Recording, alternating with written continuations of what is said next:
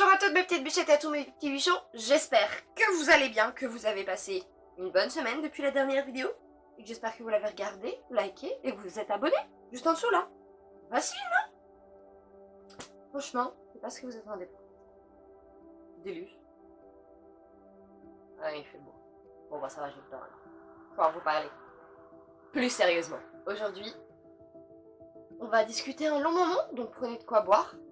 Bon c'est fait, ça a pas l'air bon mais... Sirop banane kiwi. Donc, on va parler d'un sujet important qui me tient à cœur et j'espère que ce sujet, vous pourrez en parler autour de vous, le faire connaître, parce qu'il s'agit d'une maladie, l'algie vasculaire de la face. Je sais, c'est un nom barbare, très barbare, pour une maladie qui ne l'est pas moi, vraiment pas, puisque j'en suis malheureusement moi-même affectée, j'ai une algie vasculaire de la face. Je m'excuse d'avance pour toutes les fautes qu'il va y avoir dans cette vidéo, sachez bien que je ne suis pas médecin. Je vous partage juste mon histoire, mon point de vue, ce que moi j'ai vécu, mes conseils, c'est tout.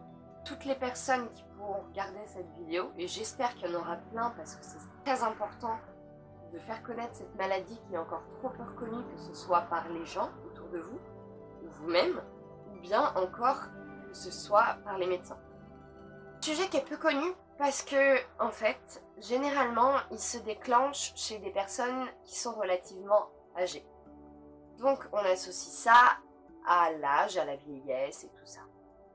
Sauf que plus récemment, si on peut dire ça comme ça, et plus indirectement, d'autres personnes en ont malheureusement été touchées, puisque l'algie vasculaire de la face se déclenche de différentes manières. C'est un handicap physique, réel, qui ne se voit pas, malheureusement. Je dirais malheureusement, parce que, en fait, vu que c'est un handicap qui ne se voit pas, peu de gens le comprennent et peuvent en saisir la réelle difficulté pour les personnes qui y sont atteintes. J'en ai malheureusement moi-même fait les frais. Mon histoire et le pourquoi du comment ça m'est arrivé, je vais vous raconter en un résumé. Je vous raconte comment on m'a diagnostiqué l'algie vasculaire de la face et comment elle est arrivée dans ma vie, pour commencer. Ce sera la première partie de cette vidéo. Alors, il m'est malheureusement arrivé une agression en juin 2020 dernier. Lors de cette agression, j'ai eu une fracture de la mandibule droite. Donc tout mon côté droit ici, de ma mâchoire, a été fracturé. Ce qui laisse, bien entendu à toute personne ayant eu des fractures, des séquelles, mais qui peuvent être plus ou moins importantes et considérées comme graves, dans la mesure où certains vont garder des séquelles plus importantes, d'autres personnes comme moi vont en développer des maladies, et d'autres personnes vont pouvoir guérir des fractures. Pour ma part, vu mon taux d'immunité et de anticorps, j'en ai fait une maladie parce qu'on me l'a malheureusement diagnostiqué, ne serait-ce que la fracture, trop tard. Puisqu'on pensait au départ que ce n'était qu'un choc émotionnel qui avait donc entraîné à mon cerveau j'ai plus les mots en tête et je m'excuse d'avance de toutes les erreurs que je vais faire, comme je vous l'ai dit. Un traumatisme en fait, et qui le répète à mon cerveau, qui fait que je ressens encore la douleur, mais en pire. Ce qui a fait que tous les mois de juillet et août 2020, je faisais donc des crises d'algie vasculaire de la face à très très forte intensité, mais également sur de très longues durées. Qu'est-ce qu'une crise d'algie vasculaire de la face? Une crise d'algie vasculaire de la face, c'est égal à une douleur clairement insupportable, insoutenable, où vous avez l'impression qu'on vous arrache votre visage avec un couteau, qu'on vous le brûle, qu'on vous le plonge dans l'acide, et vous en souffrez au plus haut point. Ce n'est pas pour rien que cette maladie est appelée la maladie du suicide. Parce qu'en effet, les personnes qui sont généralement touchées, et je parle bien en général puisque toutes les personnes ne correspondent pas aux autres et n'ont pas les mêmes symptômes, pour ma part, pour mes symptômes à moi, je me souviens avoir eu des crises tellement intenses et tellement longues. Quand je vous parle de longueur, c'est pas une crise d'une demi-heure. C'est une crise qui va sur du 4 à 6 heures. Donc imaginez-vous avoir l'impression d'avoir tout votre visage du côté droit qui est en train de brûler et d'être défiguré comme pas possible pendant 4 heures. C'est clairement une mise à l'épreuve du mental insupportable et insoutenable. Je me souviens qu'à l'époque, je disais à mon conjoint, mais achève-moi, frappe-moi contre le mur. Fais en sorte que je dorme pour qu'une fois endormi, je ne ressente plus cette douleur, puisque la douleur était présente pendant toute la durée de la crise.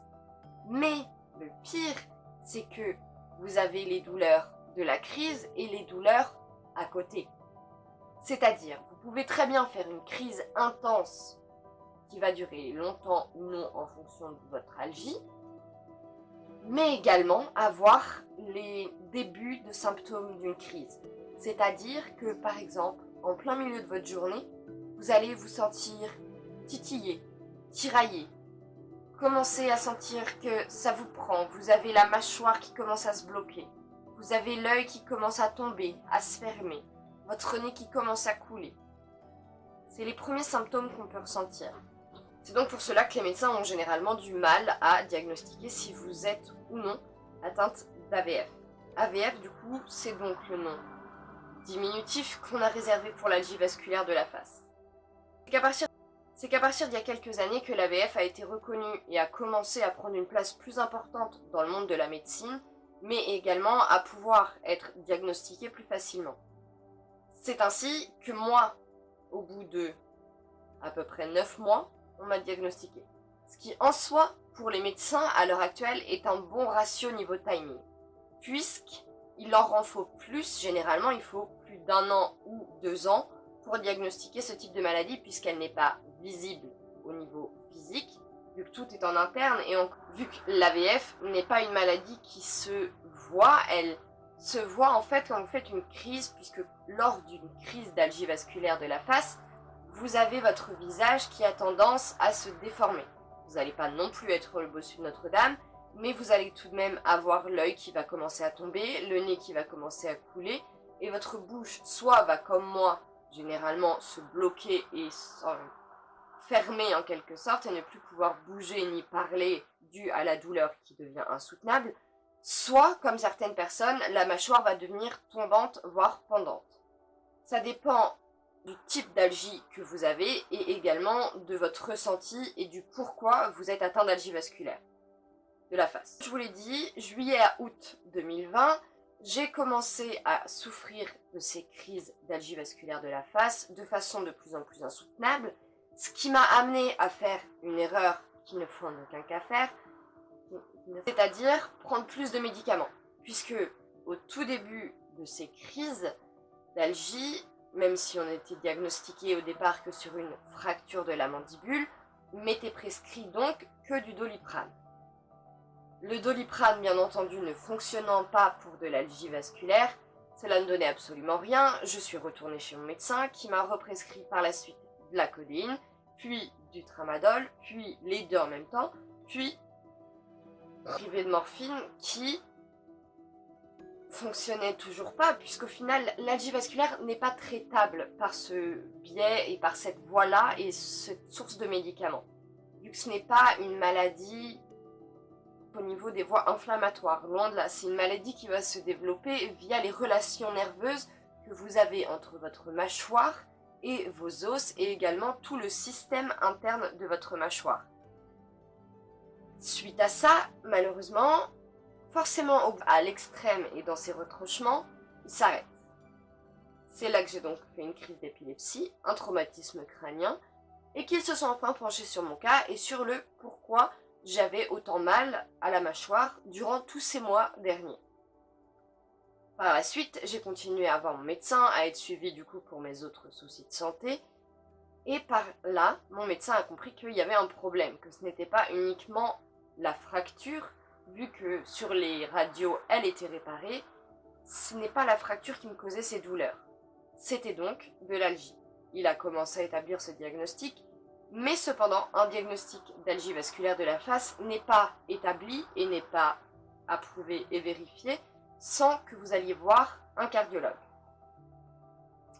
Je suis donc allée voir un cardiologue qui m'a gentiment dit, le jour où je suis allée la voir, que je n'avais pas une algie vasculaire commune. Cependant, me direz-vous, qu'est-ce qu'une algie vasculaire commune, vu que peu de gens savent encore, à l'heure actuelle, ne savent pas ce que c'est. Sur ce point-là, ok, no way, on s'en fiche. J'ai eu mon via piqûre, donc via les veines et le réseau sanguin, qui est de l'imijecte et qui s'injecte par des seringues. Mais vous pouvez également avoir un autre traitement qui est du coup par voie respiratoire. Donc vous aurez avec vous votre bouteille de gaz. Et autrement dit d'oxygène, plus réellement. Ensuite, en fond, on vous traitera avec un traitement de fond pour ne pas avoir à vous piquer tous les jours, puisqu'au départ, c'est ce que je faisais, de à peu près janvier-février 2021 du coup, jusqu'à mars-avril où le traitement de fond a enfin été inclus dans ma vie de tous les jours et a été mis en place et a commencé à faire effet, je me piquais à chaque fois que je faisais une crise. Sauf que, c'est bien, déjà les piqûres c'est un bon avancement pour vous et pour votre santé. Mais ça ne fait pas tout. Je ne sais pas si vous vous rendez compte à quel point cette maladie peut être handicapante. Imaginez-vous, vous avez un nouvel employeur. Vous arrivez lors d'un entretien d'embauche, il va forcément, ou principalement et généralement, vous demander des informations sur vous, sur votre santé, également sur ce que vous avez fait avant, sur pourquoi à ces moments-ci vous avez été arrêté, pourquoi ci et pourquoi ça. Alors je vous avoue que moi-même, lors de ces explications avec votre futur employeur, allez lui dire que vous vous faites piquer. Et enfin, que vous faites piquer. Plus réellement que vous vous piquez vous-même. Ça peut être très mal perçu. Ça l'est d'ailleurs, très mal perçu. Puisque, malheureusement d'une certaine manière, et à la vision de tous, une piqûre à l'heure actuelle est générée en deux façons. Soit dans la case des traitements médicaux affectés et réalisés par des soignants, soit dans la case des gens qui sont accros à certaines drogues. Donc allez voir un employeur qui ne connaît en aucun cas cette maladie, expliquez-lui ceci, et vous aurez dans sa tête deux façons de voir les choses qui ne sont pas forcément vues et visibles sous le bon angle. C'est pourquoi ça m'a causé énormément de soucis au niveau du travail. Maintenant je suis stabilisée, j'ai mon traitement de fond, tout va donc pour le mieux pour moi. Mais ce qu'il faut comprendre au travers de cette algie vasculaire de la face, c'est que malgré le fait que vous soyez prise en traitement de fond, donc avec des médicaments oraux, ou que vous vous piquiez, vous ressentirez toujours une gêne toute votre vie. C'est-à-dire, par exemple, au départ où moi j'avais uniquement des crises et que je n'avais pas de traitement de fond, c'est bien une piqûre. Ça vous sauve tout de même et ça vous évite d'avoir trop mal et de souffrir le martyre. Ce n'est pas pour autant que ça vous enlèvera toutes les douleurs d'un coup et que ça ne vous causera pas d'effets secondaires. Parce que oui, ce piqué n'est en effet pas anodin. Pour ma part, les symptômes que j'ai en cas de nécessité de me piquer à l'imijecte sont les sueurs, chaudes ou froides en fonction de mon état, les vertiges, l'impression qu'on m'étrangle à la gorge, mais également tout un tas d'autres effets secondaires non désirables, tels que l'acné. Ça, à la rigueur, j'ai envie de vous dire, on s'en contrefiche du fait que ce médicament vous déclenche de l'acné. Mais imaginez que cette maladie, qui est tout de même maintenant touche environ une personne sur 200, en France du moins, Et cette maladie qui n'est pas reconnue, ou très peu, peut complètement détruire une personne. Ne serait-ce que si elle est... Même si elle est diagnostiquée, ça reste une maladie handicapante, mais qui n'est pas reconnue comme un handicap. J'irai pas débattre avec vous sur le fait que ce soit à mettre en place et à faire valider par les lois du pays, parce que ce n'est pas de mon ressort et je pense pas avoir la maturité suffisante et nécessaire pour pouvoir débattre de ça. Cependant, oui, en effet, cette maladie est un handicap dans la vie de tous les jours. Si au mieux vous n'avez pas de crise dans la journée, vous aurez quand même des médicaments à prendre. Médicaments qui auront des effets secondaires, que ce soit à court terme comme à long terme. Je sais. Cette maladie fait diminuer votre longévité de vie et également votre qualité de vie, puisqu'elle devient de plus en plus forte en fonction de l'âge que vous avez. Pour ma part, à 22 ans, j'ai tout de même une allergie élevée, donc je n'ose même pas imaginer à l'heure actuelle ce que seront les symptômes que j'aurai dans 10, 20 ou 30 ans. J'espère juste une chose, c'est que en parlant de ça sur les réseaux sociaux, en faisant partager cette vidéo un maximum, plus de monde s'y intéresse, que ce soit des gens tels que des entrepreneurs, que ce soit également des peut-être possibles médecins ou également peut-être des scientifiques pour essayer de développer un traitement plus efficace, peut-être moins douloureux et plus adapté à la qualité de vie que l'on aura par la suite et sur toute la longueur. Que l'on soit diagnostiqué, malheureusement, ça ne change pas tout et ça ne nous aide pas forcément sur tous les points. En effet, c'est pas parce que j'ai été diagnostiquée que ça a été mieux vu par un employeur, que ça a été mieux vu par ma mutuelle ou encore par mon assurance maladie. Vu que c'est trop peu connu, on a trop peu d'aide. Bien que je n'en demande pas, loin de là, j'ai en aucune façon besoin d'aide, mais certaines personnes en auraient besoin pour pouvoir avoir une vie plus simple, juste ça, juste une vie simple et vivable au quotidien. Pour ma part, mon traitement de fond a quasiment réglé la totalité de mes crises, ce qui est un très très bon point et ce qui n'est pas le cas chez toutes les personnes atteintes d'algie vasculaire de la face.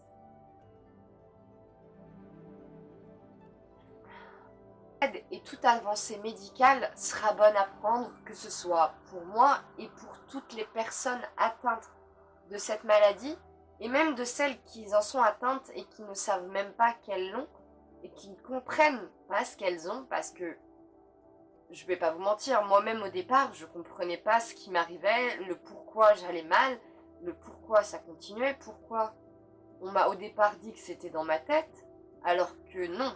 La douleur était bien présente. Mais c'est tellement peu reconnu, et ça mérite tellement d'être reconnu, que c'est pour ça que j'espère que vous partagerez cette vidéo, et que vous la ferez tourner un maximum à toutes sortes de personnes, tout type de métiers confondus, tout type sociaux confondus. Parce qu'il faudrait justement que le monde comprenne et commence à changer, pas forcément au niveau que de cette maladie-ci d'ailleurs, au niveau de tout.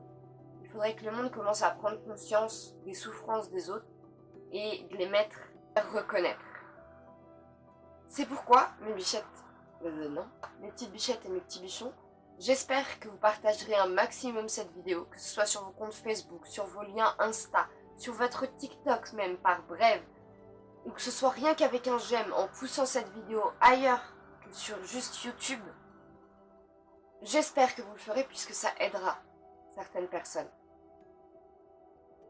Ça pourrait faire en sorte, je dis pas non plus et je n'ai pas la prétention de dire que rien qu'à moi toute seule, je puisse faire changer le monde et les choses, mais justement, si on y met tous un petit peu du sien, on arrivera peut-être à faire aider les personnes qui en ont le plus besoin, que ce soit pour l'algie vasculaire ou autre. Donc voilà, mes petits bichettes et mes petits bichons, j'espère que cette vidéo vous aura plu, aura pu vous éclairer, aura pu vous informer également, Et j'espère que vous la partagerez, que vous l'aimerez et que vous lâcherez un petit like sous cette vidéo. En même temps, donc n'hésitez pas à vous abonner, à lâcher un petit j'aime, mais surtout n'hésitez pas à commenter au maximum afin qu'on puisse échanger sur ce sujet en commentaire et que l'on puisse tous donner notre avis et que mes petites bichettes et mes petits bichons, je vous fais plein de gros bisous et je vous envoie tout mon amour et je vous dis à très bientôt pour une prochaine vidéo. Ciao!